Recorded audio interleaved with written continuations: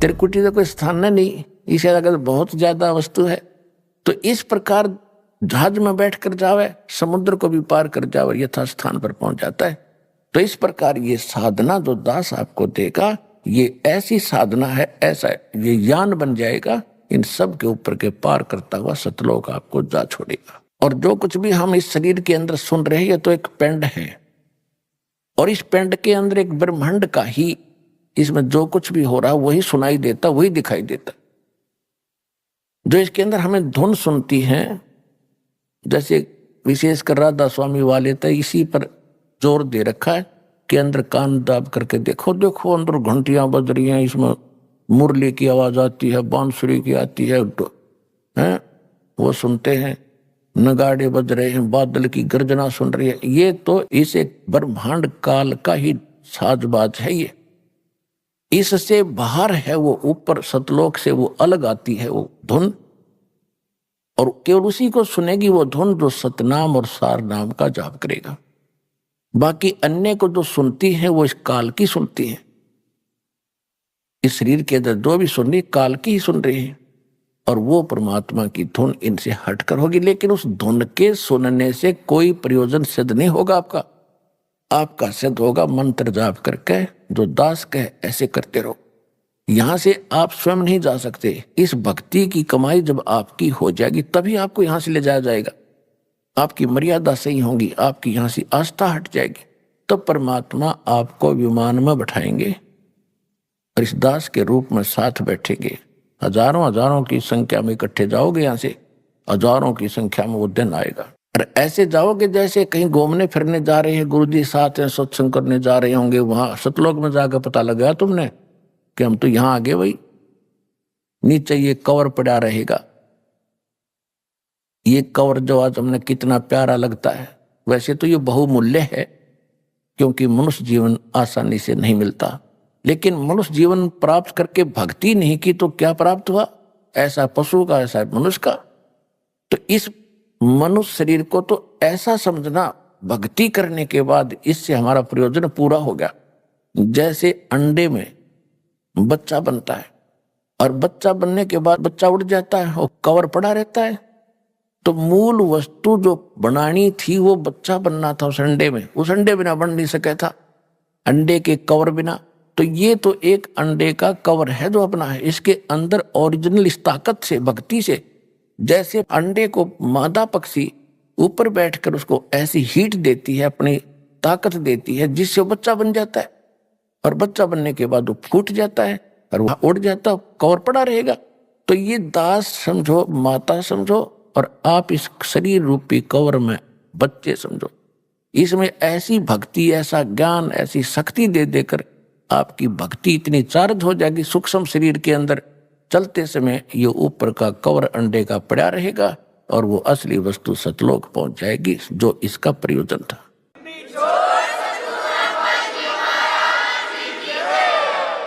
इसके विषय में सूक्ष्म वेद में गरीबदास साहिब जी ने कहा है, देह गिरी तो क्या हुआ, ये झूठी सब है पटीट, पक्षी उड़ गया आकाश को और चलते कर गया बीट। एक और उदाहरण दिया है कि ये जो शरीर है तेरा, ये तो खत्म होना है। अगर आपने सत भक्ति कर ली, कमाई इसकी इकट्ठी कर ली, तो ये बेशक गिरी हो, ये तो ऐसी है उस समय तेरे लिए जैसे पक्षी उड़ते समय और बीट करके उड़ जाए। ये शरीर जो है मनुष्य का, ये तो बीट समझो, और ओरिजिनल वस्तु इसके अंदर एक सूक्ष्म शरीर है, उसमें यह भक्ति चार्ज हो जाएगी आपकी। उस भक्ति से चार्ज होने के बाद ये निकल कर चला जाएगा। आपको ऐसे समझो कि पक्षी बीट कर जाया कर, यो ऐसा शरीर रह जाएगा, इसकी कोई वैल्यू नहीं फिर।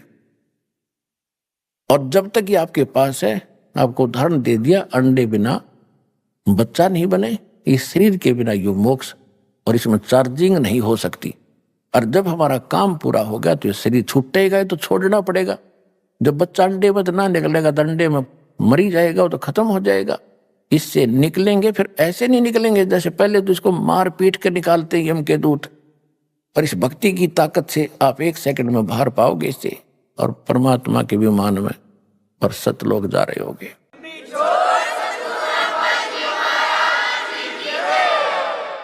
तो ये इतनी ताकत देगा आपको ये सतनाम। तो उसके बारे में जैसे हम आपको बहुत सी मर्यादा बताते हैं कि आपने ये त्योहार आता है होली, इसके अंदर कुछ भी सहयोग नहीं देना है, पार्टिसिपेट नहीं करना है। देखो पुण्यात्माओं, इस ज्ञान से आपका मन हटेगा इन बकवादों से। एक भक्त बता रहा था कि हमने 10 वर्ष तक कोई त्योहार मना कर नहीं देखा। हमारा एक परिवार है, चाचे ताऊओं का 10-12 घर हैं, उनमें 10 मौत होगी, एक एक वर्ष में 2-2 हो जाती, कई मौत होगी। तो जो कोई भी त्योहार हमने नहीं मनाया, त्योहार निकट आवे और कोई ऐसा निकट संबंधी या कोई भाई या माँ बाप वो मर जा, जुआ, कोई बहन विधवा होगी, हमने कहता 10 साल हो गए त्योहार नहीं मनाया कोई भी। अब इधर से होरी खेल रहे हैं, उधर कोई मृत्यु का संदेश आ जा, टक्कर मार रहा हो, तो अब खेल ले होरी, खेल के दिखा। इसे गंदे लोक में क्या करना था, क्या करने लग गए आप लोग। तो गरीबदास साहिब जी के पास गांव के लोग आए कि आओ महाराज होली खेल लेंगे। परमात्मा के बच्चे बोले भाई हम ये होली नहीं खेलते, हम होली खेलते हैं राम नाम की। राम नाम की होली जो खेलता उसको कभी हानि नहीं होती, दुख नहीं होता। और राम नाम की होली भी तभी खेली जाएगी जब हमारे पास राम का नाम सही होगा। तो राम नाम कौन सा है सही? गरीबदास जी ने तो क्लियर कर रखा है, राम नाम जप कर थर होई, ओम सोहम मंत्र दोई, यू है राम का नाम। तो उसके बारे में क्या बताते हैं, सतनाम पालड़ रंग होरी हो। गरीबदास जी की वाणी में तो वो अक्षर न्यारे न्यारे लिखे हैं, लेकिन मैं बार बार नहीं बताऊंगा, उसको मैं सतनाम बोल रहा हूं। ग्रंथ में वो दोनों मंत्र न्यारे न्यारे लिखे हैं, ये और ये मंत्र पालड़ रंग होरी हो, तो उसको गुप्त करके दास सतनाम बोल रहा है। वैसे गरीबदास जी की वाणी में वो दोनों मंत्र लिखे हैं कि दोनों मंत्र पालड़ रंग होरी हो, मैं उसको सतनाम कह रहा हूं। तो क्या कहा कि सतनाम पालड़ रंग होरी हो, भाई 14 लोक चढ़ावे राम रंग होरी हो, 3 लोक पासेंग धर रंग होरी हो, तो ना तुले तुलाया राम रंग होरी हो। अब इस सतनाम की आप भक्ति करोगे तो आपके घर पर कोई आपत्ति नहीं आओगी, ना कोई अकाल मृत्यु होगी, ना कोई दुख होगा, ना कोई रोग सतावेगा। तो असली होली, असली खुशी तो हम राम नाम के रंग से ही खेल सकते।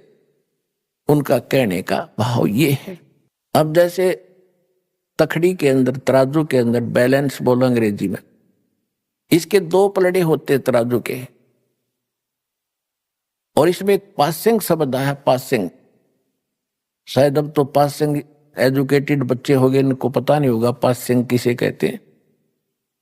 जब तखड़ी के अंदर, तराजू के अंदर कोई त्रुटि होती थी, अनबैलेंस्ड होती थी, उसको बैलेंस करने के लिए, उसकी वह त्रुटि रहित करने के लिए ऐसे चेक किया जाता था। हमारे घर पर, हमारे पिताजी के पास ये दुकानदार बनिए लोग, सौदागर आते थे गेहूं, बाजरा, ज्वार मोल लेने के लिए, क्योंकि दास का जन्म एक किसान परिवार में हुआ। तो हमारे पिताजी कहते थे, सेठ जी पहले अपनी वो तखड़ी चेक करा, इसमें कोई डांडी तो नहीं है, यानी कोई डिफेक्ट तो नहीं है। तो ऐसे करता था। तो अगर कोई डिफेक्ट होता, टेढ़े मेढ़े होते वो, तो दूसरी तरफ उसको बराबर करने के लिए जो कणक तोलनी होती, मान लिया गेहूं तोलना है, तो थोड़ा सा गेहूं उठाकर 10-20 गेहूं उठा के और दूसरे पलड़े में डाल दिया जाता था, और वो फिर तखड़ी बराबर हो जाती थी, उसमें त्रुटि नहीं रहती थी। तो वो पासिंग जो है वो 4 दाने 20 दाने गेहूं के, वो कोई सौदे में नहीं है। सौदा तो फिर है, वो 10-20 क्विंटल तोला जाएगा गेहूं, वो है सौदा। तो कहने का भाव ये है कि परमात्मा का एक सतनाम विधिवत लिया हुआ, ये 2 अक्षर का मंत्र जो है, एक सतनाम कंप्लीट हो जाता है, एक बार बाहर छोड़ो, दूसरा अंतर लो, ये हो गया पूरा, बस एक मंत्र ये है। इसको उस तराजू के एक पलड़े में रख दो, और यहाँ के 14 लोग चढ़ा दे, शिव जी का लोक, विष्णु का लोक, ब्रह्मा जी का लोक, दुर्गा का लोक, ये और ऊपर के ब्रह्म लोक, और ये जितने भी खेड़े हैं ये, और ऊपर के गोलोक वगैरह, ये ऐसे 14 लोक होते, तला तो ये सारे कहते ये एक साइड में चढ़ा दो। और 3 लोक तो पासंग रख दो, पासंग जिनका कोई सौदे में लिंक नहीं है। वो कौन कौन से 3 लोक? या पृथ्वी, स्वर्ग और पाताल लोक।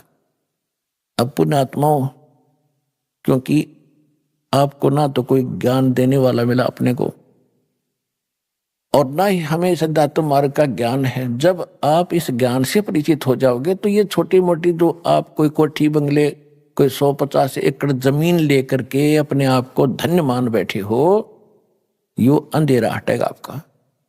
अब कोई एमएलए बन जाता है, कोई सरपंच बन जाता है, बस पूछो मत, न फूला नहीं समाता, सरपंच बन गया। चेयरमैन बन जाता है, एमएलए बन जाता है, एक मंत्री, मुख्यमंत्री बन जाता छोटे से स्टेट का, तो उसकी खुशी का कोई ठिकाना नहीं होता। ये बच्चों के खिलौने लगेंगे आपको, जैसे बच्चे अनजान खेल रहे हो गुड़िया के साथ। और परमात्मा क्या बताते हैं कि जो धन, जो वस्तु, जो कमाई आप कर रहे हो, वो कितनी कीमत आपके पास इकट्ठी हो रही है। कबीर साहब कहते हैं, कबीर सब जग निर्धना, धनवंता ना कोय, धनवंता सो जानियो, जिस पे राम नाम धन होए। होए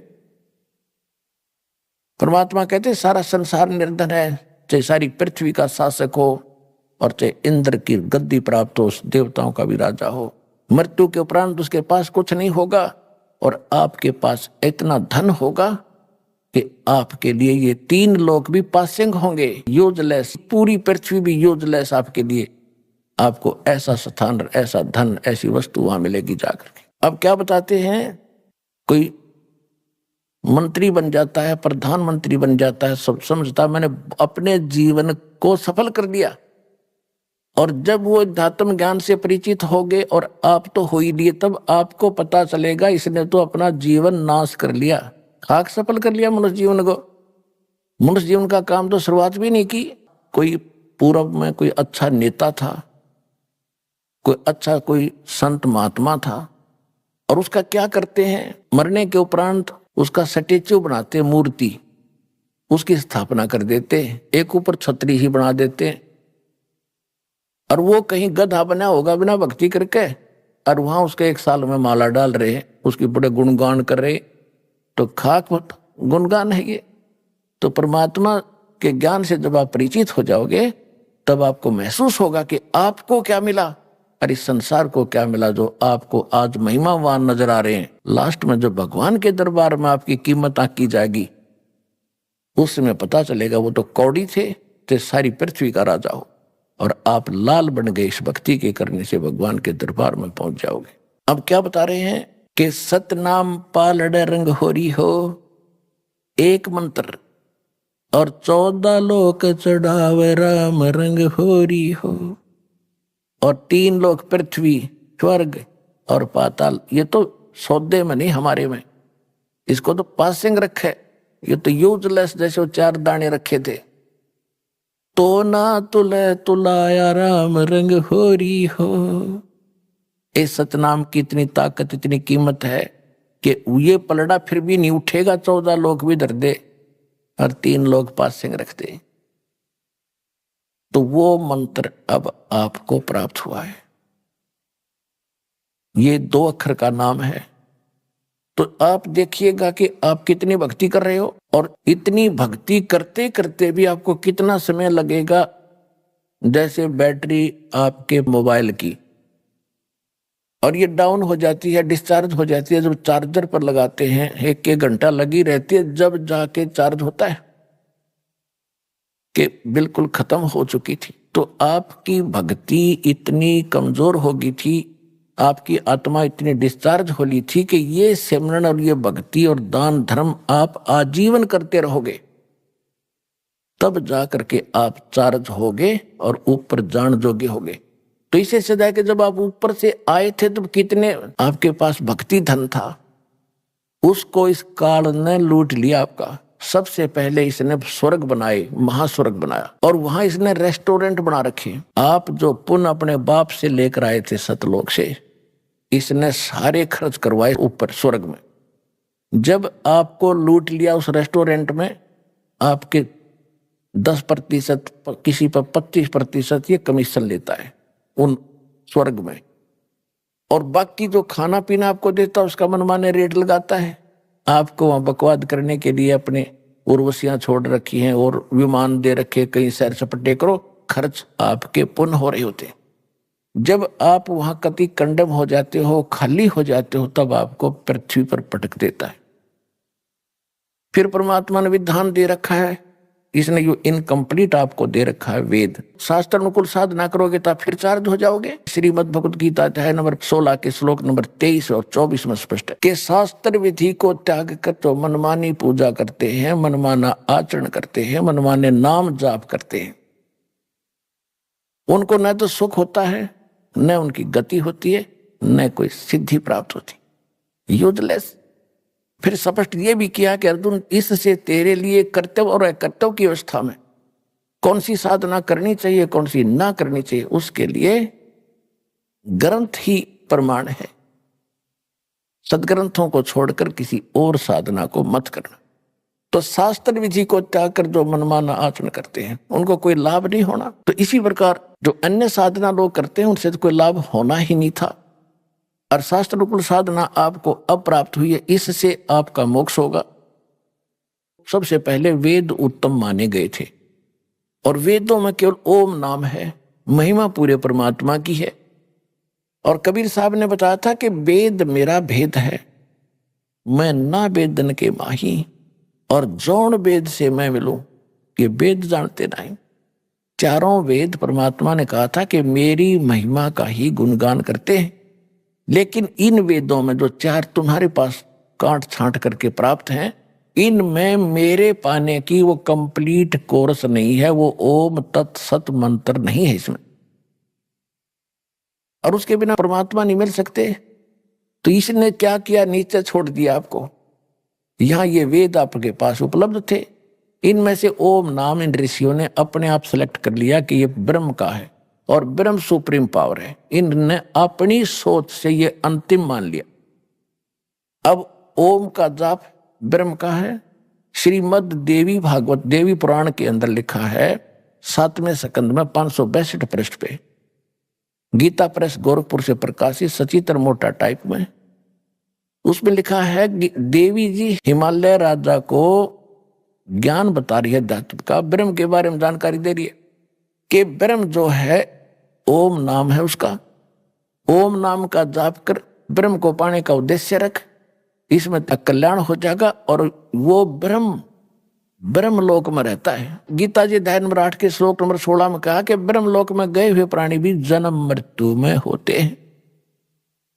ओम नाम ब्रह्म का है। गीता अध्याय नंबर 8 के श्लोक नंबर 13 में ये खुद कहता है, ब्रह्म जो ज्ञान दे रहा है श्री कृष्ण में प्रवेश करके ये काल, ये कहता ओम इति एकाक्षरम ब्रह्म व्यवहारण माम अनुस्मरण ये प्रयाति तदन देहम सयाति परमागति। मुझ ब्रह्म का एक ओम मंत्र है, और इसका अंतिम सांस तक जो नाम जाप करता हुआ शरीर छोड़कर जाता है तो ओम से मिलने वाली जो परम गति है वो प्राप्त होती है। तो ओम से कौन सी गति होती है, ब्रह्मलोक प्राप्ति होती है। 8वें अध्याय के 16वें श्लोक में श्रीमद् भगवत गीता में बताया कि ब्रह्मलोक में गए हुए प्राणी भी जन्म मृत्यु में आते हैं, यानी जब तक जन्म मृत्यु समाप्त नहीं होगी आप सुखी नहीं हो सकते। गीता ज्ञानदाता 4थे अध्याय के 5वें श्लोक में और 9वें श्लोक, 2रे अध्याय के 12वें श्लोक में, 10वें अध्याय के 2रे श्लोक में खुद कह रहा है तेरे और मेरे बहुत जन्म हो लिए अर्जुन, तू नहीं जानता मैं जानता हूं। इसलिए 18वें अध्याय के 62वें श्लोक में कहा कि तू सर्वभाव से उस परमेश्वर की शरण में जा, उसकी कृपा से तू परम शांति को और सनातन परम धाम को प्राप्त होगा। परम शांति कब होगी और सनातन धाम कौन सा, जो कभी नष्ट नहीं होता और जहां गए हुए प्राणी कभी लौट कर संसार में नहीं आते।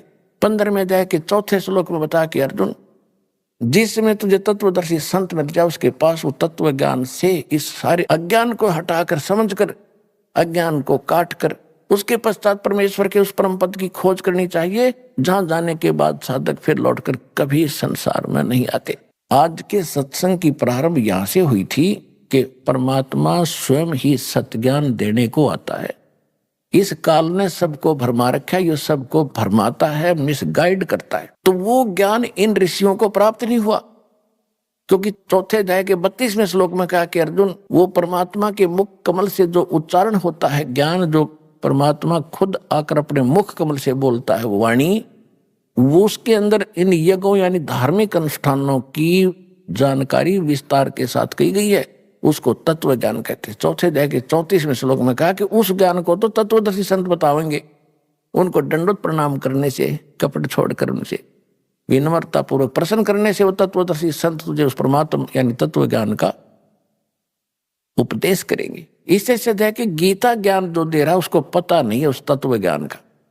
इसी प्रकार यजुर्वेद अध्याय नंबर 40 के मंत्र 10 के अंदर कहा कि कोई तो परमात्मा को संभवात कहता है, यानी जन्म लेता है राम और कृष्ण के रूप में। कोई असंभवात कहता है कि वो कभी जन्मता ही नहीं, वो निराकार है। इसकी सही जानकारी वो तत्वदर्शी संत बताते, उनसे सुनो। 3 ऋषियों की बुद्धि पर पत्थर गिर गया कि जब इन वेदों से हटकर भी कोई और बताने वाला है और कोई ज्ञान भी और है, वो इनको पता नहीं चला। इन्होंने ओम नाम को अंतिम मान के अपने निष्कर्ष निकालकर इस पर दृढ़ हो गए। ये जब ओम नाम का जाप करते हैं ब्रह्मलोक चले जाते हैं, वहां पूंजी समाप्त करके लुट पिट के ये फिर वापस पटक दिए जाते हैं। इसके दौरान जो पाप होते हैं वो पाप भी भोगने पड़ते हैं। यहाँ सभी कर्म आपको भोगने पड़ते हैं, पुण्य भी और पाप भी। केवल एक सत्य साधना जो दास आपको बताता है इस पृथ्वी पर और है नहीं, और ये गॉड गिवन है, परमात्मा कबीर जी की दी हुई है। इससे आपके पहले के पाप भी नाश होंगे, वर्तमान के भी नाश होंगे, और फिर आप सतलोक चले जाओगे, आपका पूर्ण मोक्ष होगा।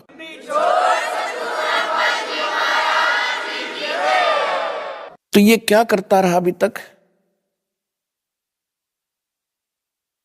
इसने सबसे पहले आपको ऊपर रखा, वह आपकी सारी पुण्य जो वहां से लाए थे वो सारे लूट लिए, फिर आपको पटका पृथ्वी पर। फिर भी आपके कुछ पुण्य शेष थे तो सतयुग बनाना पड़ा भगवान ने आपके लिए, कि जैसे कर्म आप लेकर उतरे हो उसकी व्यवस्था यहाँ अवश्य करेगा। अब एक बार देख लेना, आप सारे सत भक्ति पर लगोगे जो विश्व लग जाएगा। ऐसा वातावरण चेंज होगा इस पृथ्वी का, जगह जगह फलदार वृक्ष होंगे। भटकते फिरते हैं पेट के लिए, आप घर बैठे आपको वो सुख देगा, याद रखोगे।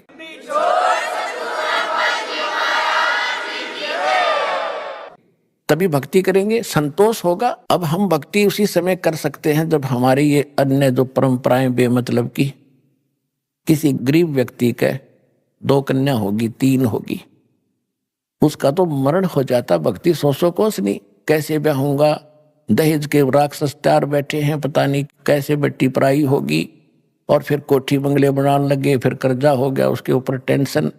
तो ये सब समस्याएं समाधान होंगी। और जब आप भक्ति करोगे तो सतलोक से आपके हिस्से की इस पृथ्वी पर इस काल को देगा। ये तो भिखारी, इसके पास है नहीं कुछ भी। पुण्यात्माओं, आपने भगवान सुना था, जाना नहीं था। दास ने उस भगवान को जाना है। अब जैसे जब परमेश्वर कबीर जी एक कपड़ा बुनकर निर्वाह करते हुए लीला कर रहे थे, एक झोपड़ी में रहते थे, शाम का आटा है तो सुबह का शायद ही होता, और उस समय वो प्रचार भी करते थे, जनता को समझाया करते थे, अपने बच्चों को। वो तो एक लीला करने आए थे, आते ही हैं, ऐसे वो नियम है उनका, प्रत्येक युग में एक बार वो ऐसा करते हैं। तो उस समय एक निर्धन व्यक्ति हैंड टू माउथ कमावे और खावे, कपड़ा बुने। 1 हफ्ते में कितना कपड़ा बुन देगा आदमी? 50 फुट भी ना बने, 20 फुट भी ना बने, और उसके बिकने के बाद वो मेन दाना मिलना था, बस उससे गुजारा कर रहा। और ज्ञान सुनाते थे भगवान यही, क्योंकि उद्देश्य ये लेकर आते। तो उस समय उनका इतना विरोध कर दिया था हिंदू और मुसलमान के धर्मगुरुओं ने, ना वो ज्ञान से हारे। परमात्मा कबीर जी, उनके पास कख था ही नहीं, परमात्मा के ज्ञान के सामने वो टिक नहीं पाए। ऐसा सॉलिड परमात्मा का ऐसा ज्ञान था। और ना मारने से मरे, तब उन्होंने एक ऐसी युक्ति लगाई, घटिया षड्यंत्र रचा कि कबीर एक निर्धन व्यक्ति है, इसके नाम से झूठी चिट्ठियां डाल दो, किन के पास? उन महामंडलेश्वरों के पास, जिनके सैकड़ों शिष्य उनके आश्रमों में रहते हैं। उस समय सबको चिट्ठी डाल दी कि कबीर नाम का एक सेठ, कबीर पुत्र नीरू, काशी शहर, और 3 दिन का भंडारा करेगा, भोज देगा 3 दिन का। और उसमें क्या क्या देगा? एक दोहर देगा, एक सोने की मोहर देगा। सोने की मोहर मीन यानी 10 ग्राम सोना, और एक दोहर, दोहर उस समय सबसे कीमती एक साल टाइप होता था। दोहर सर्दियों में ओढ़ने की बहुत बढ़िया चादर होती थी, सेठ लोग रखते थे उसको, आम आदमी दोहर प्रयोग नहीं कर पाता था। तो एक दोहर देगा दक्षिणा में, एक मोहर देगा। कोई सूखा सीधा चाहेगा, सूखा सीधा भी मिलेगा। सूखा सीधा बोले चावल, खांड, आटा, नमक, ये इस तरह की दाल। एक आदमी का जो मांगे मुझे सूखा भी दे, सूखा भी ले जा। और ये तो देगा ही देगा, जितनी बार खाना खाओगे उतनी बार ही एक दोहर, एक मोहर देगा। तो ये साधु संत ये लालची हो जाते कि घर से बाहर निकलने के बाद सब वस्तुएं चाहिए इनको। और जब उन ऋषि, उन मंडलेश्वरों को पता चला कि ऐसा दाव लगेगा, तो उन्होंने लूले लंगड़े सारे चेले ले लिए साथ में। अब चेलों को मिलेंगी खाने के बाद दोहर मिलेंगी, मोहर मिलेंगी, तो वो तो मेरी होंगी, जो प्रधान उनका गुरु होते थे वह। तो इस करके सबको लटका लाए, लूंगे लूले लंगड़े को भी। 18 लाख इकट्ठे हो गए, 18 लाख। अब पुण्यात्माओं, अब गरीबदास साहेब परमात्मा से परिचित हो चुके थे। उन्होंने फिर उनकी कैसे चित्रार्थ किया। रविदास जी चमार जाति से थे, कबीर साहब जुलाहा जाति, धानक जाति से मैं प्रसिद्ध थे, क्योंकि वैसे तो वो मालिक थे, संतों का कोई जाति नहीं होती, फिर भी उस समय विशेष छुआछात भेदभाव था। वो दोनों ज्यादा निकट रहते थे। तो सुबह सुबह रविदास जी ने देखा कि ये क्या होगा, जहां तक नजर जावे जनता, 18 लाख आदमी थोड़े नहीं होते। यहाँ मेरे ख्याल में सारे हिसार के अंदर नहीं होंगे 18 लाख आदमी। तो 18 लाख व्यक्ति आकर बैठ गए। वो साधु संत, रविदास जी सुबह सुबह उठे, उनसे पूछना लगा कि भाई क्या बात है, अब कौन हो, कहां से आए हो। तो ऐसे पूछने वाले उनको बहुत मिल चुके थे। तो वो साधु संत कहते हैं कि काशी वालों, ए बनारस वालों, तुम कौन सी दुनिया में रहते हो? हम इतनी दूर से चलाए, तुम्हें यहाँ नहीं पता कि यहाँ क्या हो रहा है? यहाँ एक कबीर नाम का सेठ है, कबीर पुत्र नीरू, और वो एक भंडारा करेगा, हम उसके लिए आए हैं, आज ही शुरू होने वाला है। रविदास जी ने कहा कि कौन? फिर कहना भाई कौन है, किसका नाम से हो रहा है? कि कबीर पुत्र नीरू और काशी बनारस। अब कबीर पुत्र नीरू तो एक का था, जो रविदास जी को पता था। रविदास जी ने पूछा कि तुम्हारे पास कोई लिखित है? अकां जी देखो, सबके पास पर्चे गए, हमारे पास चिट्ठी गई हमारे पास, तब आए, वैसे थोड़ा आते हैं। रविदास जी ने जाके भगवान को बताया घर पे, कुटिया पे, कि महाराज अब काशी छूटेगी अपनी। इन्होंने तो ऐसा जुल्म कर दिया कि अब हम यहां नहीं रह पाएंगे बनारस में। परमात्मा बोले क्या बात है कि ऐसे ऐसे बात होगी है। लाखों आदमी आए हुए हैं और सब ने चिट्ठी दे रखी। इन झूठे लोगों ने ये हमारे साथ मजाक किया है। इन गुरुओं ने, मुसलमान और हिंदुओं ने मिलके, और बहुत लोग आ गए। परमात्मा बोले रविदास जी दरवाजा बंद कर बैठ जा अंदर। हम दरवाजा खोलेंगे नहीं, घर से निकलेंगे नहीं, रात होने दे, घर छोड़कर चला जाऊंगा मैं अपने बच्चों को लेकर, ये नहीं जीने देंगे यहां पर मेरे को। रविदास जी को तो वहां बैठा लिया अपने साथ, और परमात्मा पहुंच गए सतलोक में। संदेश कर दिया वहां से कि तैयार करो। पहले बैलों से यातायात होती थी, क्योंकि रास्ते नहीं थे, ना बैल गाड़ी चला करती थी। बैल आगे पीछे चलते थे, एक दूसरे का रस्सा बांध कर, और बैलों के ऊपर जैसे गधों के ऊपर थैले रखते हैं, ऐसे बैलों के ऊपर कमर पे थैले रख के ये बंजारे यानी व्यापारी लोग व्यापार किया करते थे। किसी में जैसे 100 बैल हैं, 100 बैलों में मनमाने एक मन वजन 1.5 मन तो डाल ही देते थे। तो कोई शक्कर डाल रहा है, कोई चावल ले रहा, तो ऐसे लाते थे पहले। इनको बंजारे बोलते थे। बंजारे यानी जो बनज करते हैं, जो सौदागर होते हैं, उनको उसमें बंजारा कहते थे। और बंजारों के लिए साधन ये बैल ही होते थे, बैलों के ऊपर सामान रख कर आते जाते थे। जिस कारण से परमात्मा ने एक बंजारे का रूप बनाया, केशव नाम रख लिया, और सतलोक में गए।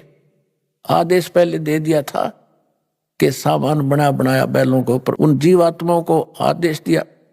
अब यहां आप देखते हो कि परमात्मा का सारा ही उसका लोक है।